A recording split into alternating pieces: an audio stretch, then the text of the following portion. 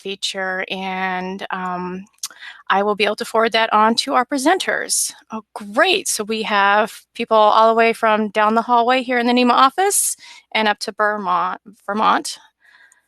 Great, great. Oh, great. Lots of people from the Museum of Science. It's always awesome to see who's joining us on the call.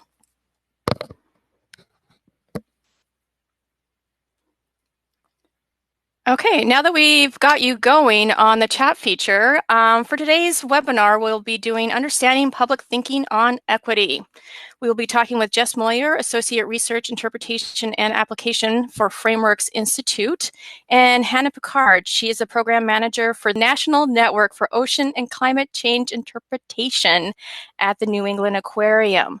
Today's webinar is being recorded and will be available on the NEMA website. If you ever miss an earlier Lunch with NEMA, go ahead to the NEMA website under Lunch with NEMA. We record all of these and make them available for people to listen to later, or if you need to leave a little bit early, you can always catch up on what was missed.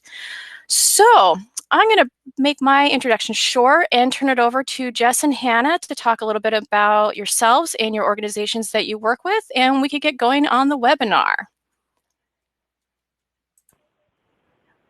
Thanks, Heather. Hi, everyone. This is Hannah Pickard. We wanted to ask you all a warm-up question in the chat box. Just thinking about what maybe drew you to this webinar, where or what is your museum thinking about, or where are your minds at when you're contemplating this topic of equity? It's not a very clear question, but just wanted to see where people's brains are at, as well as their locations, which happen to be some of my very favorite places in all of New England. And while you start typing those things in, I will go over the agenda for today and do some introductions.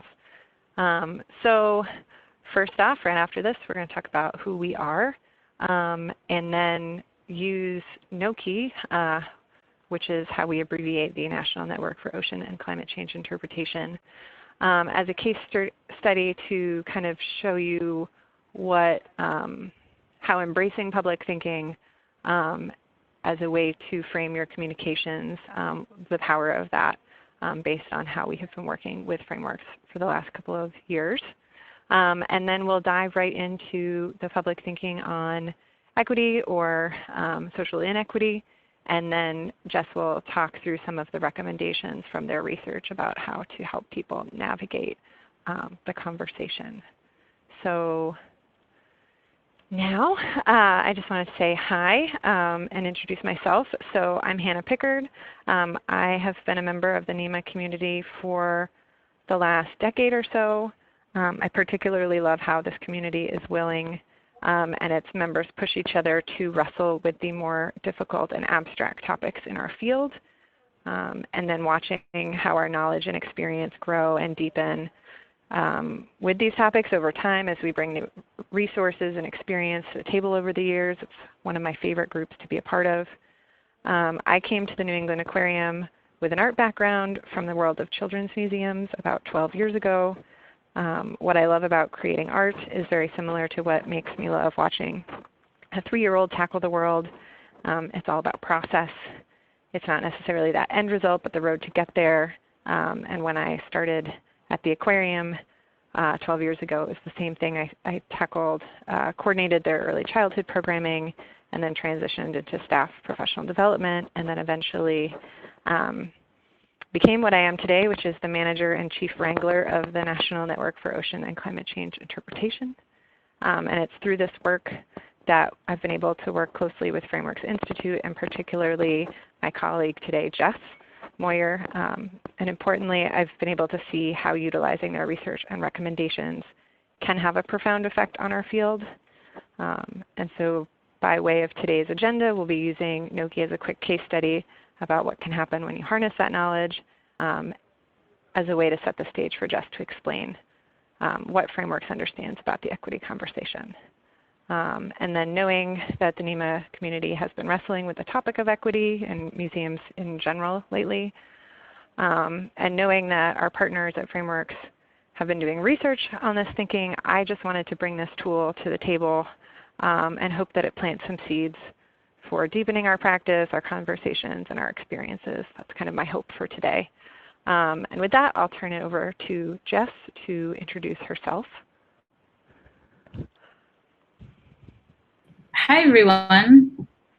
Hopefully you can hear me. I'm going to keep myself muted while Hannah's talking, but I'm unmuting just to say hello.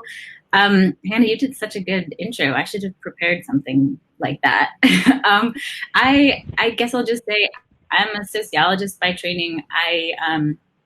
My past research and teaching interests have all been around issues of social justice and in particular environmental justice. So I kind of ended up at the Frameworks Institute, which works on lots of different social issues kind of across the spectrum.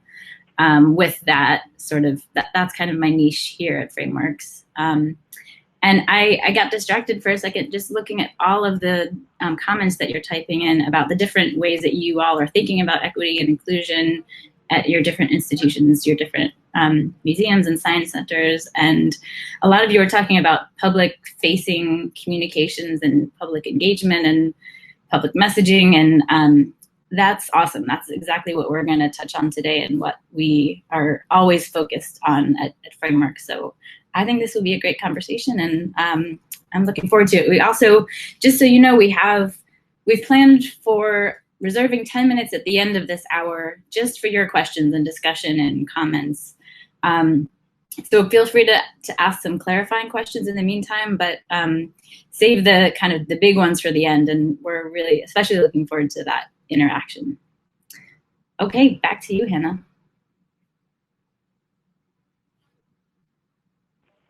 All right. So first of all, what is NOCCI? Other than just a really long string of words.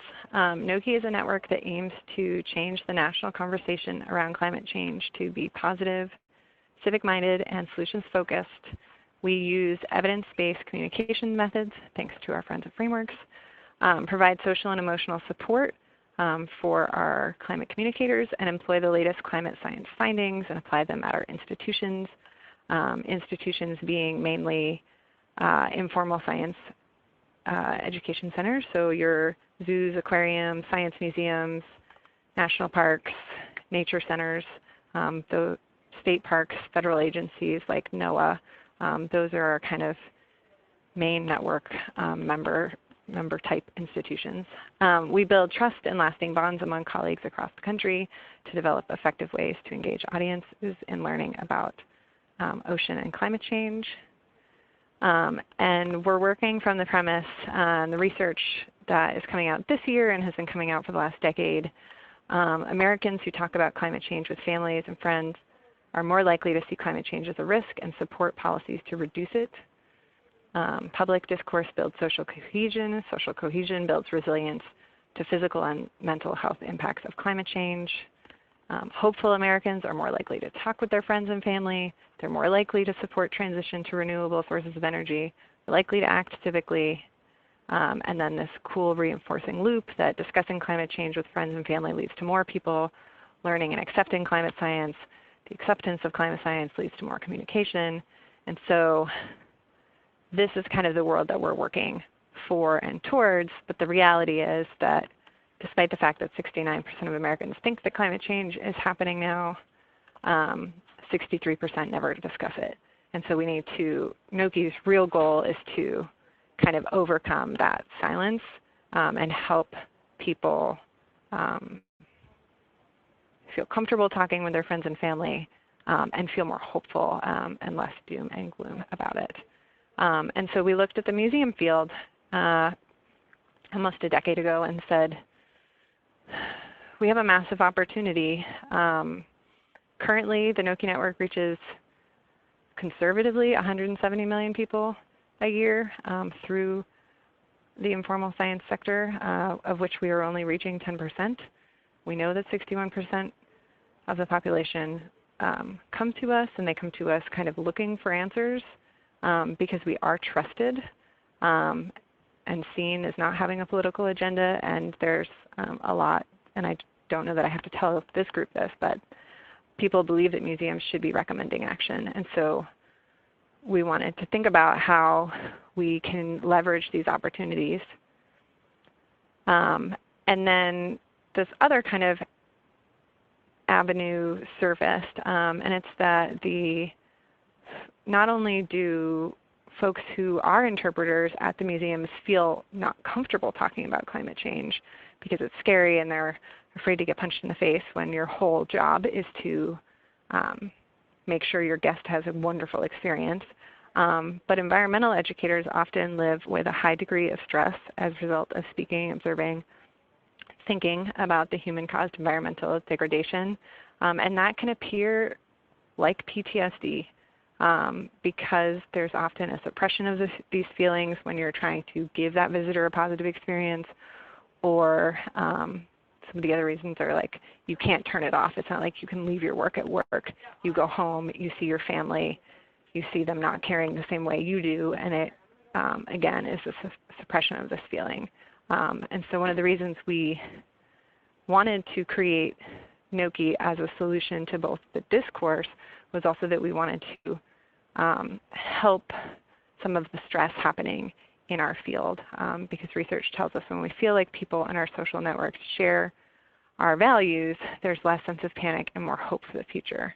And so we want to bring that to this field, but also bring it to our friends and family who might be suffering in silence because they're concerned about climate change, but they don't think anybody else is. So we had to figure out where to start, because as many of you know, you have like 2 minutes with a visitor, and that's like a luxury sometimes. And so we wanted to make sure that the investment we made in this effort was really grounded and was going to be setting ourselves up for success. So we need to know how people think. We needed to know kind of what was missing from the public's understanding of climate change versus the scientific community's understanding. And so that's where frameworks came in to deliver that research, and then also to test communication tools for filling the gaps between those two types of thinking. And it was really our way to make sure that as we were training people to give messaging, we wanted to reinforce the idea that sometimes we all know where we want to end up, but we forget a lot of the times about the fact that how a message is received fully depends on what's already in someone's head. And so knowing how someone might process that information they receive about climate change can help us craft more effective messaging. So we brought them in and we were like, what are we going to even do? And so Frameworks Institute is a powerhouse, and they do this process called strategic frame analysis.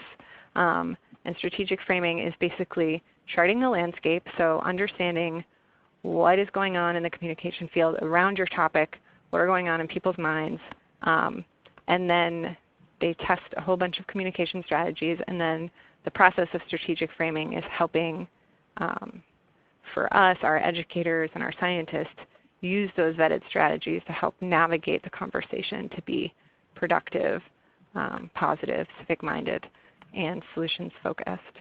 And I want to turn it over to Jess for a hot minute to talk about how Frameworks does their research, because I have a feeling that you all might be kind of interested in that piece of social science. Sure. So I'll do maybe a quick tour here. What you're looking at on the screen are 7 different methods that we use. These are the methods that we use most commonly. They aren't all of the methods that we use. But most of our projects use all of these. So what you can see on the top line there are the methods that we refer to as descriptive methods, which means these are the ones getting at what Hannah was describing as charting the landscape. These are the methods that we use to try to identify whatever the issue is, how are folks currently talking about this issue? How do people understand it? What are the associations and assumptions that folks have? And we're interested in several different groups. So ultimately what we want to do is change the public conversation on an issue. But part of getting to that point is identifying, first of all, all the way on the left-hand side, you can see media content and field frame analysis. So that is about looking at how the media represents an issue. And it can define media in lots of different ways, depending on what the issue is and what the kind of most relevant sources are related to that issue. But we look at things like, obviously, the news, different types of news media. It can also be pop culture, like how is it represented in movies, in novels, on TV. Field frame analysis is related to that. It's how is the issue currently being talked about. But in this case, we're looking at how do folks who are immersed in the field, advocates, experts themselves, folks who are thinking and talking about the issue on a regular basis, folks in the field, how do they talk about it? At Frameworks, we're always focused on this idea that every piece of communication is framed. Framing refers to just all kind of the myriad of decisions that a communicator makes when they deliver a message. So it's about the tone that you use, it's about the word choice, it's about the order in which you put different parts of your message. It's not always the case that communicators are being intentional about how they're framing their communications, but it is always the case that every communication is framed in some way. So we're looking at how does the media frame the issue, how do folks in the field frame that issue, and then the other two icons are for understanding how experts themselves, not how they talk about it currently, but we do in-depth interviews with experts to try to understand how they understand it themselves. So not when they're trying to explain it to other people, but just what is their own understanding of it. And then we do cognitive interviews with the public, and that's to get at this, what we're focusing on in this webinar today, which is how does the public currently understand that issue? And again, it's looking at kind of the deep patterns of reasoning, the way, the sort of the assumptions that folks come to that issue with. It's not so much about on the surface what they say they know about that particular issue. It's how do they reason through it? How do they approach it? And what are the other things that they are thinking about that kind of get conjured up in the process of talking about that issue? So then we've described the landscape. We've charted that landscape. The methods on the bottom are our prescriptive methods. These are all focused on designing framing strategies and in some cases particular framing tools, tactics that can be used to more effectively communicate about the issue. So tool design, on the street interviews is, it's kind of what it sounds like. We stop folks on the street and introduce a particular issue to them using one of the frames that we've designed, and just kind of see what sort of immediate effects it has, if it prompts a reaction of some sort. We do controlled experiments. Those often involve several thousand participants. We do something called persistence trials, which is, it's kind of like a glorified game of telephone. So we talk about the particular social issue that we're interested in using one of the framing strategies that we've developed. And we talk to two members of the public, randomly selected members of the public, using that framing strategy. And then we ask them to describe that same issue using that framing strategy to two other members of the public. Then they do that same thing to two other members of the public. And eventually, two members of the public explain that same concept back to our researchers. And the idea here is to see how persistent that framing strategy is. So how sticky is it? Is it something that can actually kind of catch on in the public discourse and be used by multiple different members of the public with each other? If it doesn't have that staying power, it's not likely to be an effective framing strategy in the long run. So I think that's a good kind of sweeping tour. And I'll pass it back to you, Hannah. Awesome. Thanks, Jess. So all in all, a good frame, kind of what we're looking for is a communication that helps shift attitudes. So again, for climate change, that's going from like doom and gloom and despair to hope. It helps build understanding, and it increases the support for solutions. So everything that Frameworks tested for NNOCCI really was about building hope, building a clear understanding of what affects what when we're talking about climate change, and also does it help people think through to a policy level solution and not just turning off your light bulbs at home. So I wanted to kind of unpack what this research and this idea that we're kind of talking about strategic framing and like public thinking.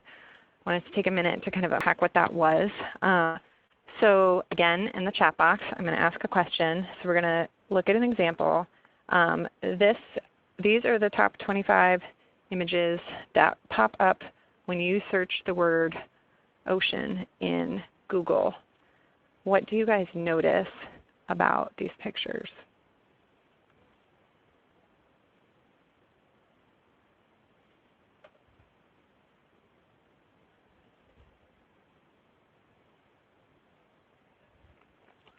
They're all blue. They're beautiful. The sun is part of it. There's no pollution, no trash, no plastic. There's no people.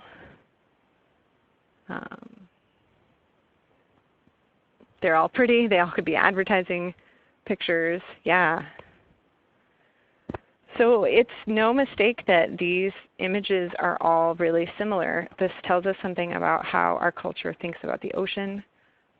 What are the models we have in mind when we're thinking like, I want a picture of the ocean, how we understand what the ocean is. It's our mental shortcut about what the ocean, and that for us, these images kind of are that it's beautiful, bright, it's mostly water, and it might be kind of all about the surface of the ocean. This is an example of what anthropologists call a cultural model. Cultural models, there are multiple ones for any given topic or issue. They are widely shared. They are durable. They are built over time through repeated exposure, and they structure our thinking. So cultural models are important for us to consider because we need to take into account the information that people are bringing with them into a communication. So cultural models have implications for how we plan the content of our communications about climate and ocean change or any issue, because we need to know where we're starting to have our best messaging. So when frameworks looked at ocean change and climate change, which is the basis of NOCCI, there's a lot going on in people's heads. And so this is a graphic of all the mental shortcuts that people use to process climate information. And we call it, and we refer to it as the swamp, because there are, just like swamps, the public thinking is a complex ecosystem. There are helpful things, there are unhelpful things. Some things are interrelated, some things are disconnected from each other. And so this is kind of what we have to work with, and part of what NOCCI does in our training is really to get people familiar with this. For example, when you're thinking about a conversation about climate change, a really familiar answer or statement might be like, why are you so worried about global warming? It was so cold last winter. And if we were to decode that statement through the swamp, I'd suggest that that person is thinking like, my observation is as good as yours. There's maybe a confusion between climate and weather. And so this would lead me to respond in that conversation with a statement that explains the connection between weather and climate in a way that underscores the importance of scientific consensus.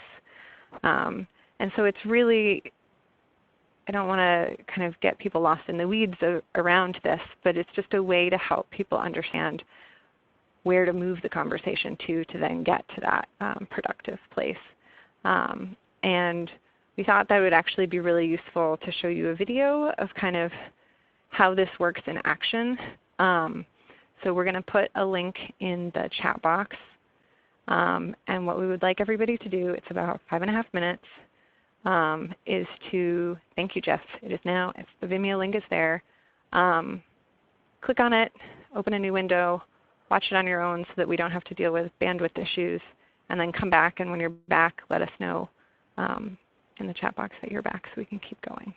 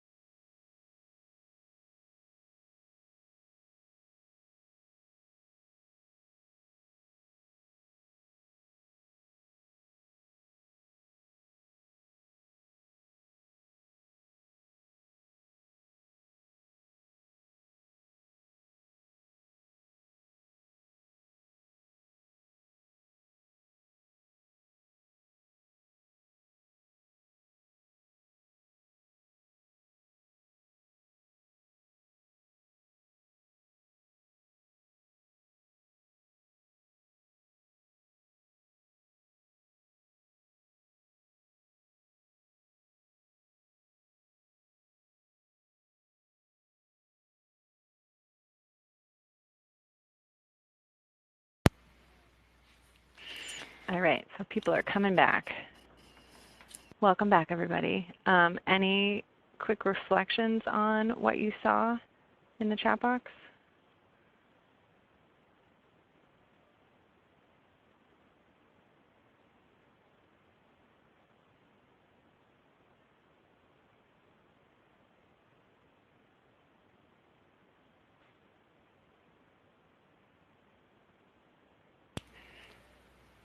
It seems kind of very applicable to what's going on right now with all the fires. Yes, the Amazon can fit right into our conversations. Very much so right now after watching that video. I remember watching it the first time because I've went to one of your in-person workshops, and it was just like, wow.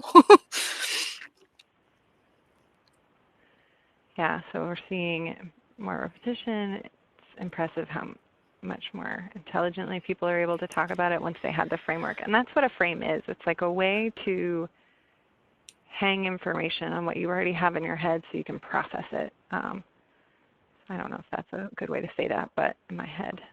And that people have a hard time explaining what they think when they don't feel like an expert. Yeah, it's really scary when you're like, tell me about climate change, and you're on the street. How interesting how people seem to respond to being taught how to think rather than be told what to think. Yeah, so I would say that one of the goals in NOCCI is not to just like have 5 messages that we make sure everybody has. It's really helping people understand how to think through things. And so with the work that Frameworks did for us, we realized that kind of this new type of communication around climate change, this new type of conversation, needs to have kind of 3 important parts, and these 3 things actually apply to the equity conversation too. Using values to explain why this matters to society, because we often forget that why something might matter to us is not the same for why something might matter to you. Explaining how it works, not just the laundry list of the impacts and the horrible things, but helping people understand the mechanisms is really key to helping them understand and evaluate for themselves, is the solution actually going to have the effect we need it to have, and weigh that decision for themselves. And they're more likely to be able to come up with solutions themselves using these methods. So I don't want to take too much more time talking about NOCCI because that's not why we're all here today. But I did want to talk about what happened in our network. So remembering that NOCCI's premise was simple, that we wanted to leverage our field to have the greatest impact possible, impact being defined in our case as spreading hope, spreading self-efficacy, building kind of public climate literacy, therefore improving climate discourse and encouraging civic action. That's what we're really all about. And what we found that was that as a result of the interpreter, symbolized by this little blue guy on the left, their increased feelings of self-efficacy and hope, along with the increased knowledge about climate change, this sense of community, and these techniques for communicating, NOCCI members became significantly more likely to talk about climate change with their audiences and peers. In turn, the audiences and their messaging improved. In turn, their audiences were more likely to understand climate change. They felt increased hope for climate solutions, and then reported increased intentions of taking community-focused actions for solving climate change. Personally, I've witnessed people who started in that same kind of overwhelmed, climate change is this big gray cloud over my head and I don't even know where to start. That same overwhelmed person that I was at the beginning turn into real forces in their communities, both their work community and their home life. There's something about understanding public thinking and learning how to guide a person to a productive thought process that activates this latent kind of citizen muscle. You start recognizing where people are at and you just want to help, and your definition of how you can make a difference expands. And one thing we also started is like once you start looking for framing and public thinking, you can start recognizing it for different topics in the media or in conversations and start to see where things are kind of going south. And then institutionally, here at the Aquarium, this work has permeated beyond just kind of thinking about messaging and like the talks or how we train our interpreters. It's permeated itself into our program planning, our exhibit design, who and how we partner with people, how we think of ourselves as an organization and strategically plan for our future. So it kind of is this organic beast that just grows into different things.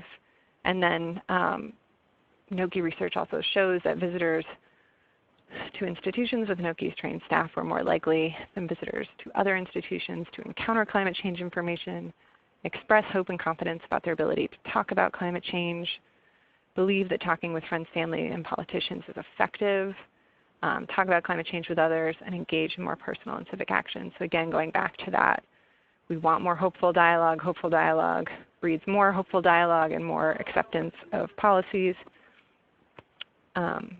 This working with frameworks has really helped us solidify our outcomes.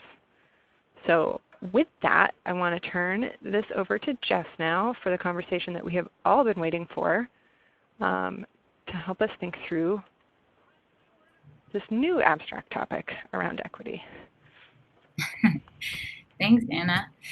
So we are going to switch gears just a little bit, although Hannah did a great job of laying out kind of the process that, the research process that we go about at Frameworks to get to the point of identifying kind of the challenges in talking about an issue and developing the strategies that make for more effective communications. And all the stuff that she laid out kind of applies to this model of thinking and talking about equity. So I think she's teed us up really well. So I guess I'll just start by saying, so we at Frameworks, we're a nonprofit. We as an organization, we're committed to equity, right? Striving for that as a goal. We work almost exclusively with other nonprofits, although we work some with public organizations too. And all of those other organizations that we partner with are also working towards this goal of equity. I think it's helpful to think about how in the process of striving for that, what we find ourselves having to do is explain how we're not there yet, right? To be convincing about the fact that there are real social inequities that we have to grapple with and understand better and be able to tackle if we're going to achieve that goal of equity. So two things to note here. One is that was kind of our starting point, is how do we talk more effectively about disparities? And the second thing is that our research is always focused on social issues. So we aren't looking at inequity or disparities as kind of an abstract concept or an ideal or an idea or a theory or a vision or an objective or a challenge. We're starting with our starting point is a particular social issue. And then it's just the case that every social issue that we're talking about is somehow connected to social inequities. So what I'm going to show you is what we refer to as the swamp of social inequity. And it's the way that Hannah described the swamp is that it represents what the dominant kind of ways of thinking about an issue are that exist within our culture across the United States. So it doesn't mean, I want to just kind of touch on what someone said in the comments, which I think was really insightful. It's really hard to talk about something that you don't feel like an expert in. And the fact is, most of us are not experts in most things. We have this mantra at Frameworks, which is most people are not thinking about most issues most of the time. That's just kind of a law of how many issues there are and how much time we all have. So the swamp represents how all of us, how kind of the mainstream culture, what we have most available to us in terms of approaching an issue that we're not accustomed to on a regular basis, living and breathing and thinking critically and in really in-depth ways about. It doesn't mean that everybody in the United States thinks all of these things explicitly. It certainly doesn't represent a deficit model. It's not, here are all the wrong misconceptions or wrong assumptions that people make about the issue. There are a lot of, evidence informs a lot of the things that are in the swamp. They came to be dominant cultural models because they are all around us. They're sort of, these ideas are readily accessible to all of us all of the time.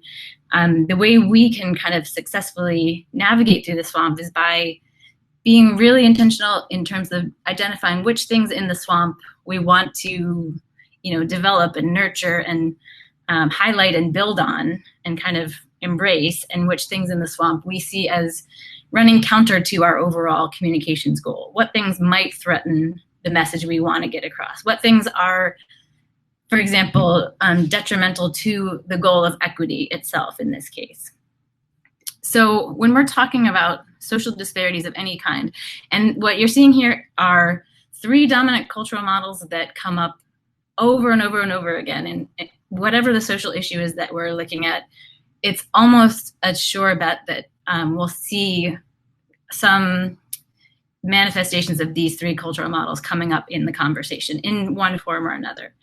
So this is actually drawn from about 20 years of, this is our 20th year anniversary at Frameworks, 20 years of research on lots of different social issues is how we put this together. So I'll walk you through these 3 modes of reasoning. So the first one is just that it's easiest to think about any social issue, which can feel really daunting and kind of big. Social issues are hard to conceptualize. There's sort of a default way of approaching any social issue, which is to think of it through the lens of individuals involved, a particular individual in some cases. A way of thinking about this is that we think about a social issue and approach it looking for the hero and the villain, right? So we're thinking about who is it that's making good decisions? Who is it that is triumphant in this story? Who is it that's maybe vulnerable, who's down and out? And we're understanding social issues through the lives of those individual people. There's also this sense that this is a very, it's a particular aspect of American culture. We do international research, and this individualism model is noticeably stronger in the US than in other places that we do research. So we tend to pride ourselves on this idea that you can be anything you want to be in this country. But it also means that we see social issues, and in particular social challenges or social problems, through that lens, through the kind of people are what they make of themselves lens. We refer to that as self-makingness, but it's the idea that we think about individual willpower as being the primary determinant of how a person's life turns out. It means that we think about social problems and social issues in that way. There's an idea that we have made lots of historical progress, that we can all recognize extreme disparities that have existed in our past, and structural, institutional forms of discrimination have defined our country's history, but there's a dominant sense that we're doing a lot better now. And that way of thinking has a way of kind of masking what our current structural challenges are, if we're always comparing it to the past where things were worse. I'll say a word about this otherism model, which is, it refers to the tendency that we all have to think about where we belong, to think about how our culture, our society is made up of different identity groups, and we're all kind of pushed or pulled to figure out where we fit in, what's my group and what are other people's groups, where are those lines drawn, where is there belonging, where is there differentiation? I'm a sociologist, so I think of this as a kind of a natural attribute of how societies are structured, but it can also have really detrimental, really nefarious consequences, especially if we're thinking about, when we're wanting to get the public to think about big structural social issues that implicate all of us in one way or another, but we're inclined to approach them through, is this my problem, or is this their problem? Is this about that particular group, or is this about my particular group kind of way of thinking?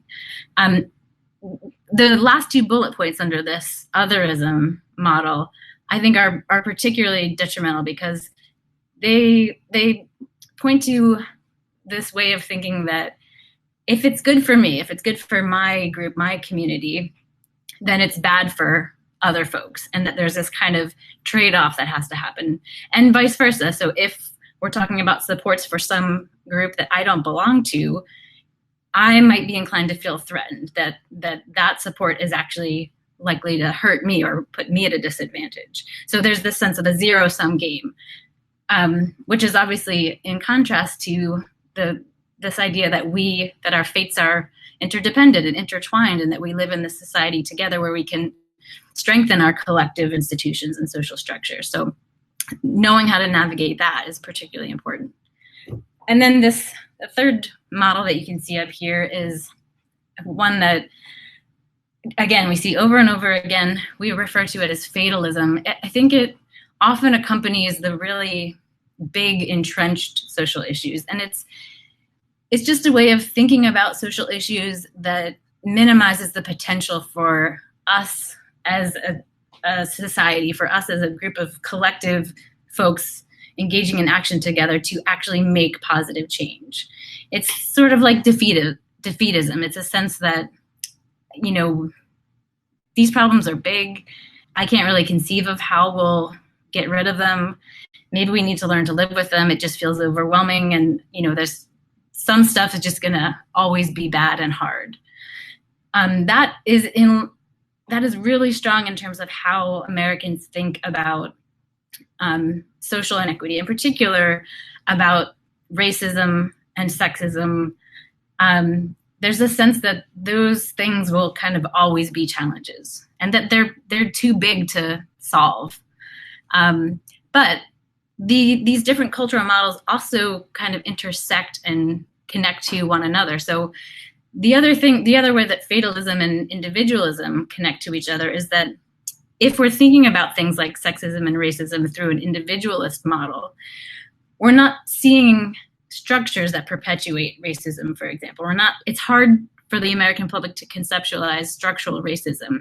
So we're inclined, we by default, it's more easy to think about sexism and racism through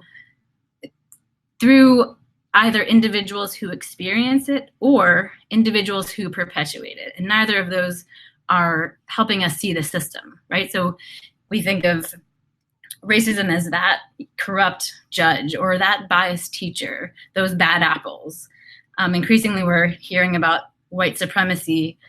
There's still a sense, though, that is an extreme ideology. Yes, it's threatening. Yes, it's bad. But if we think that is what racism is, it makes it that much harder to see the more embedded structural racism that pervades, our social institutions and lots of other aspects of mainstream American life. So I think I'll add one more point here, which is a couple of other things that are in the swamp that represent dominant ways of thinking that are easily accessible to all of us. There are a couple of good things here. So in the light green rectangles,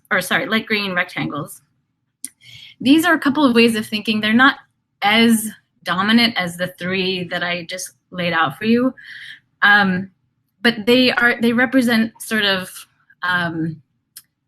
they give us something to work with. So there is a sense that problems can be solved, and it's a powerful thing within American culture that we want to solve problems. There is a sense that we have some collective responsibility. You might think of it as a recessive rather than a dominant cultural model, because it's something that has to kind of be coaxed out, but that is there. There's a sense that we have some responsibility to each other, and also a sense that what surrounds us shapes us. So we get that context matter, environment matters. This runs in contrast to that individualism model, but that's there too. We can recognize that also is a factor. Where we have cognitive holes, which are those two dark circles that you see, are in thinking about institutions, thinking about how our social institutions perpetuate social inequity, and in thinking about the systems and processes that are at play. So even when we can see disparate outcomes, for example, it's really hard for us without that expertise, if we're average folks without issue expertise, it's hard for us to understand kind of what affects what to lead to that disparate outcome. So it's hard to get to a place where we have the understanding required to address the root of the problem. So I see that we are getting close to time and want to make sure to address questions. What I will say about this graphic is the way to use it as a communications tool is to kind of run a message through it. So look at a message that you've created and think about if it is likely to if it might queue up one of these models that you're not intending to queue up. For example, are you talking about a social problem in a way that's likely to make folks feel more fatalistic about it, just kind of feel bogged down and like this is an entrenched problem that we can't do much about? That might have the opposite of intended effect. Is it something that could be queuing up the other as a model? If you're talking about a disadvantaged group, is it likely to help? Is it likely to encourage folks who are reading that to either feel like you're talking about them or you're not talking about them, as opposed to talking about an issue that implicates every single one of us? So kind of running your messages through this lens and seeing how it's likely to play, whether it will successfully navigate this swamp is a way to use it as a communications tool. Why don't I end it there, but just open it up to questions. What are you all thinking about? What would you like to hear a bit more about? Feel free to chat into the box there. This is Heather. I'll also mention that the slides will be available on the NEMA website along with the recording, because there's a lot of really useful information on these slides.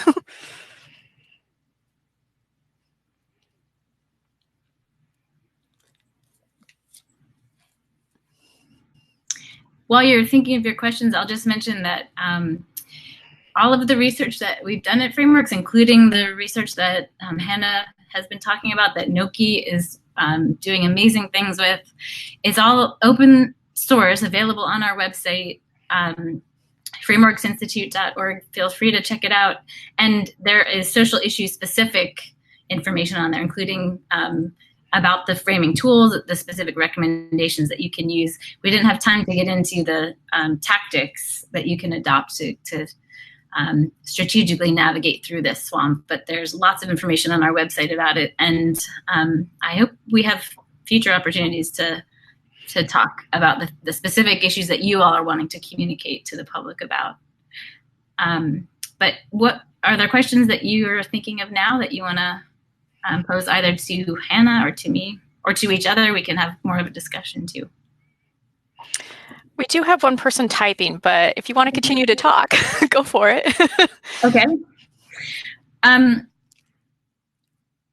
Well, maybe what I'll say is Hannah laid out how there are some big questions that whatever the issue is that you're talking about kind of need to be answered. And if they're not answered by you, the communicator, they will be answered by the public using this default thinking. They'll kind of reach into the swamp to answer those questions. So the first one is, why does this matter?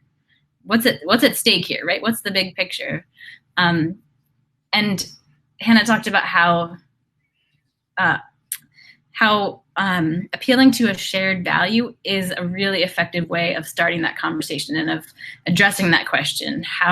What's at stake here? Why does this matter? If you appeal to a value like something like ingenuity, solving problems together, that's something that helps everybody see how it's an issue that has collective relevance. Or in the case of climate change, it's responsibility, future preparation. These are things that signal, at least to everyone in the public that you're talking to, that they have some stake in this issue, that it involves them, not somebody else, but all of us. Okay, so I do have a question. How do you address solutions at different scales to make people feel connected or like they have control? An example would be large structural changes like not burning coal versus personal changes like talking about climate change or checking in on a neighbors during a heat wave. Yes, that's such a good question.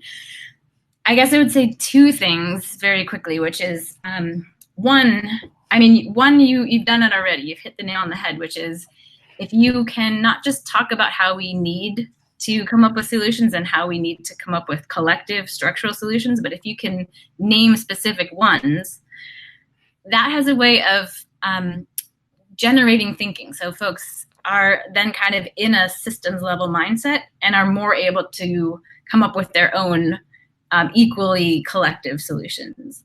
The other thing I would say is that it's important for those solutions to be causal, meaning that if you are able to explain the challenge or the problem in a way that is structural, then it naturally leads people to understanding that structural solutions are what are required as opposed to individual level behavior change. So if you're talking about challenges in the education system and you're focused on fourth graders who are struggling to read at grade level, the folks you're talking to, the members of the public, are likely to kind of default to that individualism model and think, well, what are those students doing that they shouldn't be doing? Where are the students' parents in that picture? Why aren't they checking their homework at night? You know, thinking about it at an individual level. If you, even in how you initially introduce the challenge, if you say, you know, we aren't graduating our fourth graders in this district at the same levels that we're graduating fourth graders in this other district. If you're even changing how you attribute responsibility in that sentence, if you're talking about us as a society, us as a collective with an investment in a strong public education system, it has a way of seeing the problem itself as a social one, a shared one with social implications that then we all see we have a stake in, and we are able to think a little bit more easily about how we can tackle them together. I would love to have more time to dig into that a bit more, because I think that actually is it's a challenging one, but it's a really important one that is kind of an effective thread through all the different communications tools that we develop. We're all kind of aimed at helping folks think bigger about social issues. Okay, so we are coming up on our hour, so we can continue and answer the following questions. If you guys want to stay on a little bit, I just want to say thank you now. You guys do have to head off, but we can always stay on for a few more minutes to answer the last couple questions that came in. I want to thank Hannah and Jess for being on today. Scarlett has actually put a SurveyMonkey link, so if you guys, before you head off, if you could click on that, give us some feedback. That's always greatly appreciated. So it's 1 o'clock. Would you guys want to answer the other two questions if you have time? Sure, I'm happy to, for anyone who's able to stick around. Okay, so Erin was wondering if you can provide an example of messaging created using this framework outside of the NOCCI. Sure. Is that a question about what the other issues are that we are looking at, or you're looking for actual collateral? Erin's in the next office from me. So I would say, so there are a couple answers to that question. One is that at Frameworks, we develop the strategies and then work with partners who implement them and disseminate them.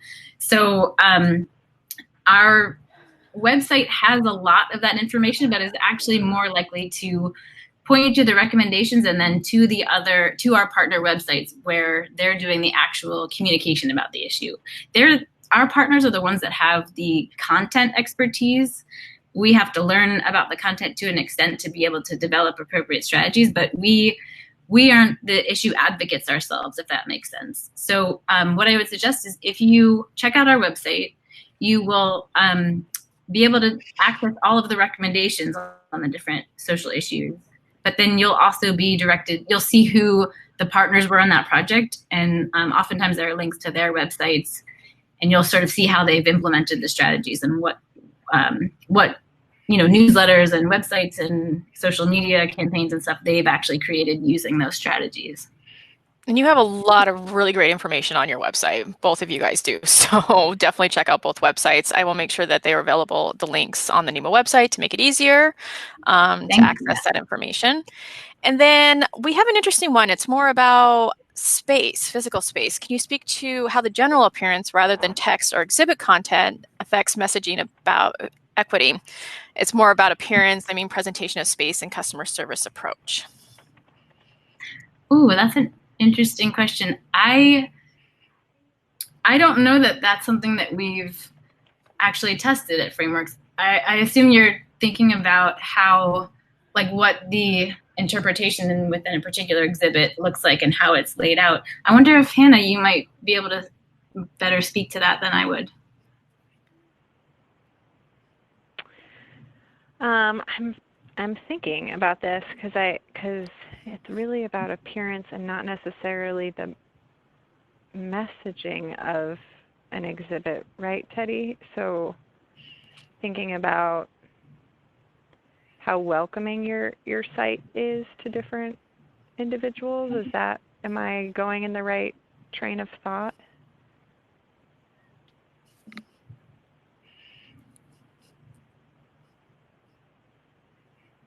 Yes. I don't know how to answer that, frankly. I think